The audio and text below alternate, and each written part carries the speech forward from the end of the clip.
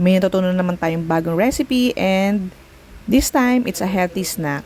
So, gagawa tayo ng nachos salad. So, ayan, meron tayong white onion, tomatoes, cucumber, and avocado. Actually, meron din yung kernel corn. Nakalimutan ko lang isama dyan. But later on, ihahalo natin dyan yung kernel corn for added flavor and texture. So, mix-mix mo lang yan. And then, after that, lagay mo na yung lettuce. Ayan, yung lettuce, in-slice ko na siya ng maliliit. Since magiging dip natin to sa nachos. Since yun nga gawa tayo ng nachos salad. So kung nag-iisip kayo ng mga healthy snack na pwede sa mga anak ninyo or while watching movie, habang nanood kayo ng Netflix yan, pwede nyo gawin yan guys.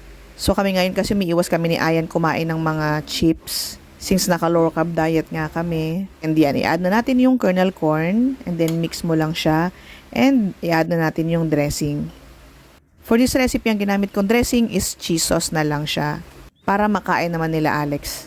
At originally, yung sauce talaga nito is made of mayonnaise, may garlic, lemon, salt and pepper, and konting sugar. And ito naman ginamit ko cheese sauce lang siya.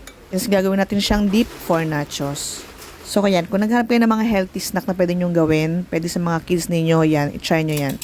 There you have it. Nachos salad, ayan, healthy snack na pwede sa whole family ninyo. So that's all. Thank you for watching. Bye!